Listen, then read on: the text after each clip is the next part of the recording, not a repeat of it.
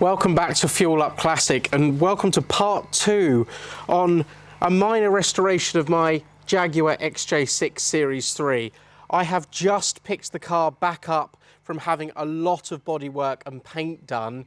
I've brought it back home temporarily, and I thought this is the perfect time to film a bit of an update because there's been a lot of work happening behind the scenes over the last few months.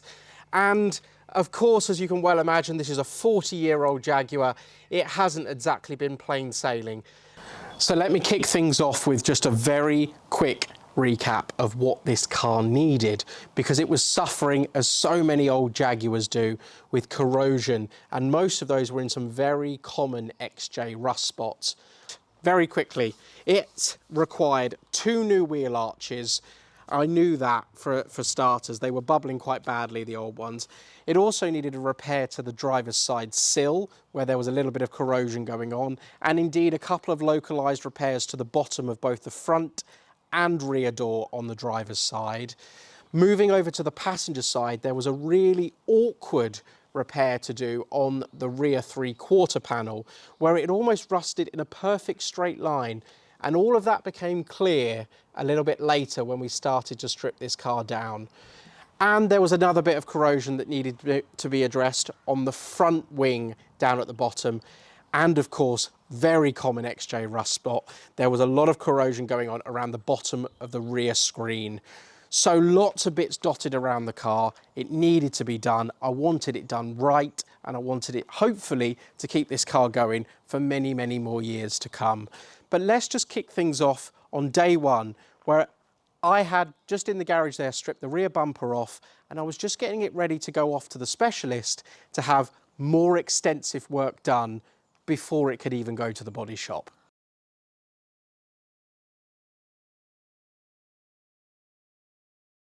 Now, of course, the eagle-eyed amongst you at home will notice that the rear bumper has been removed on the car. And what that has enabled me is to have a really, really good look at what's going on underneath. It's amazing how much that bumper covers so much of the rear of the vehicle. It didn't put up too much of a fight, plenty of WD-40 on everything, and it actually came off relatively easily. But what we can see now is all of this rear area is now exposed. Thankfully, the bottom of the rear wings have not corroded whatsoever. And then going further, these lower panels that protect the fuel tanks, they haven't suffered corrosion either, and I was worried that perhaps these would have done because they're in such a vulnerable position, sat so low at the back of the car. The lower rear body valance as well seems to have fared really, really well. It's all original from what I can tell. There's no welding has ever happened underneath this car. That there does seem to be a little bit of bubbling that's crept into one of the sills as well. It seems to be localised for now, but who knows, once we start digging around, we may find a little bit more. But anyway, that's day one, and join me in the next part of the video where hopefully we're getting on with things and we're starting the strip down of the rear of the vehicle, ready for the bodywork to happen. Well, it's been about a week since I took the back bumper off the Jag, and then it went off to my specialist, Mark, who looks after all my cars. And he's phoned me this morning, it's about 9 o'clock on a Saturday morning, to say, because he's fully aware we're up against a very tight deadline with this car, and he's very kindly taken the car home and is working on it in his own time at the weekend, which I can't thank him enough for. But he did say, look, I'm about to take the fuel tank out. Would you like to come and just film it, take some shots, and see where we're at? So that's what we've done. I've jumped in the Freelander. It's about 30 miles up to Mark's house, and I want to bring you guys along for the journey. We'll see what state things are in. I'm fully expecting that it might be a bit of a mess. Anyone who's done a DIY project at home, you know that that sort of midway point is always the worst bit. It's got to look bad before it starts to look better. But join me in a few moments at Mark's house, and hopefully we haven't discovered any more hidden nasties with the old Jag. So you join me at the back of Mark's house in his very busy and very exciting workshop with the Jag that's stripped down quite a lot here at the back. It's first thing that surprised me, and I was forewarned but you don't really realise how much has to come off a car like this just to get those fuel tanks out. The left-hand tank is now out and has been deemed in good condition. I'll show you that a little bit later. But so far, just to get to this stage, so it's been rear bumper off, obviously tail lights out because you've got to disconnect everything here, fuel filler cap off, and Mark was showing me here, these can be a real nightmare to get off because they seize on, but also all these white deposits around here is all basically modern fuels with the ethanol.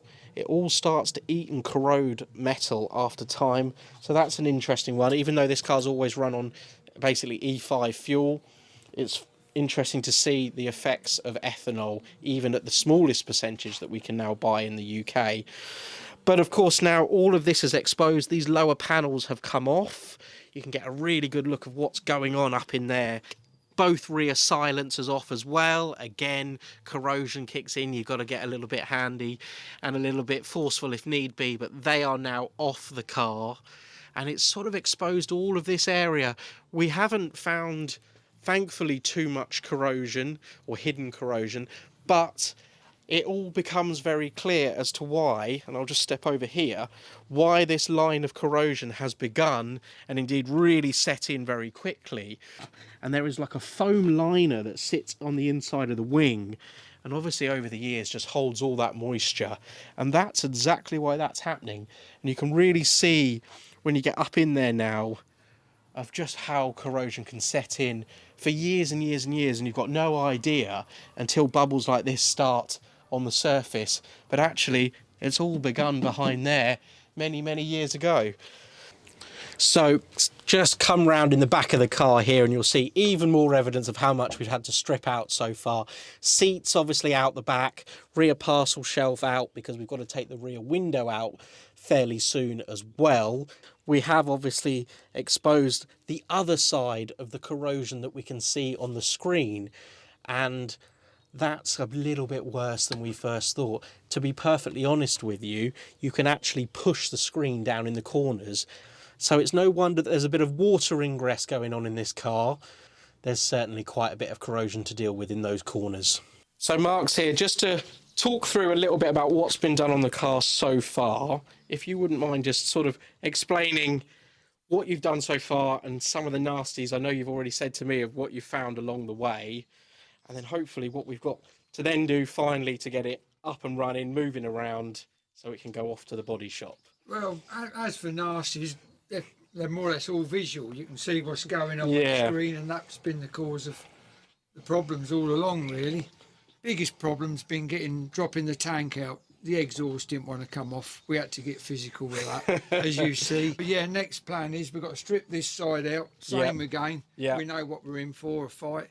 And plumb in the fuel tank, so it's movable still. So that's a 2-gallon tank, you said, isn't it? 2-gallon tank that's been used previously for Autograss Micra. Nice. But we'll plumb it in, connect it in with a fuel pump. We'll disconnect the fuel tank splitter. Yeah. And then plumb that straight into the tank, and then we'll have to put a return back coming in to the top of the tank. And that 2 gallons will get me to the end of the driveway. Yeah, it'll give you a radius of 15 miles, hopefully.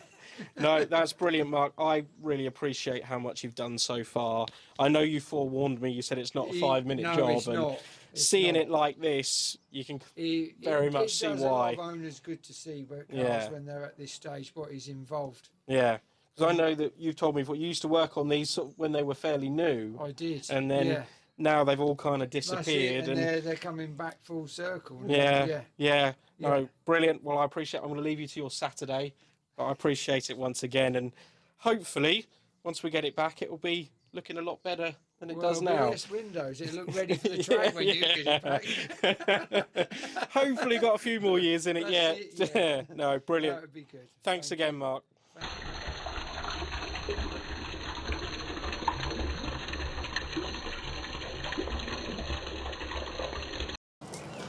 So I think we all secretly knew that this car was going to put up a bit of a fight in the stripping down process, and it certainly did that on occasions.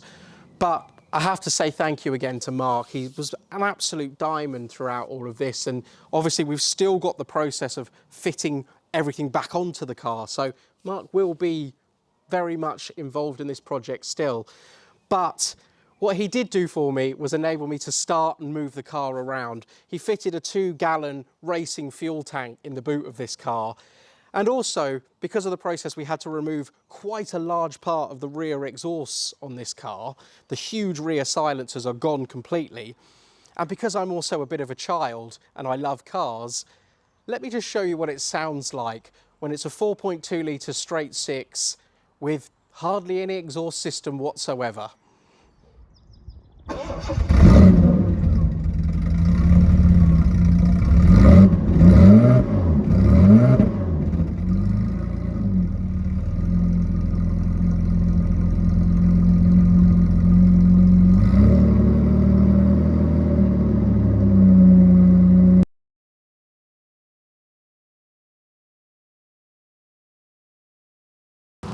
So at this point, Mark had done all of the hard work really, along with me just generally tinkering about and doing whatever I can. And the car was ready to go off to the body shop, and indeed off it went. And the plan was to pick things up about a week or two later and document this car about halfway through the bodywork stage of this minor restoration.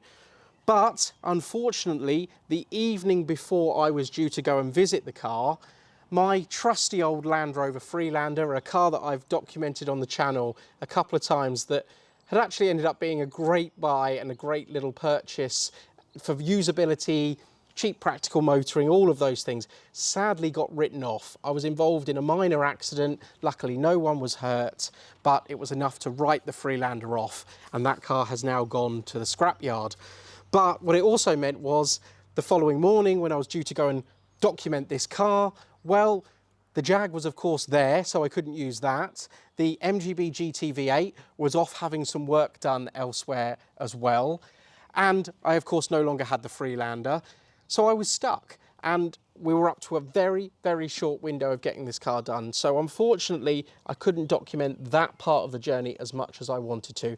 But Paul, the painter, who did all the work on this car, happily stepped in, and he's snapped a few images along the way of what he'd already done and where he was at that current point. So it at least gives us a good taste of how much work has gone into this car.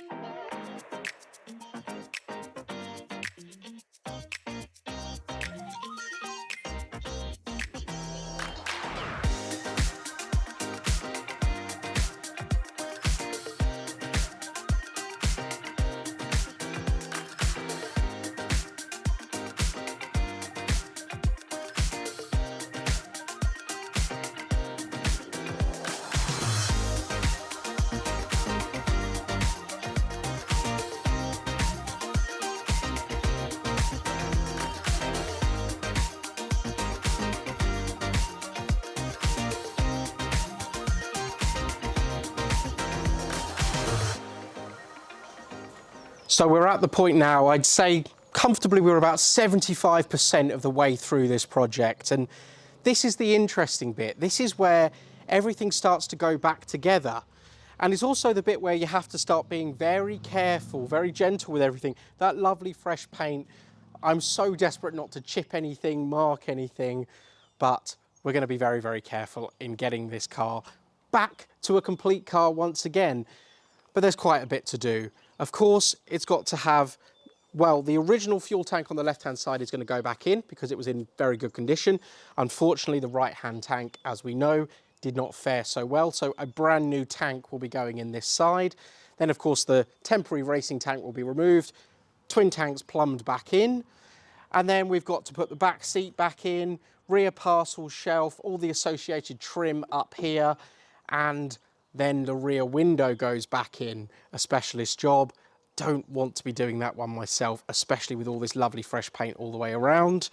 But the finishing touch will be, as you've probably noticed at home, this car has from factory a almost coach line that goes from the front all the way down to the rear. And as I found out, they were unique. The higher spec models, this being a Sovereign, had a twin stripe. Some of them only had a singular one, but they were hand painted.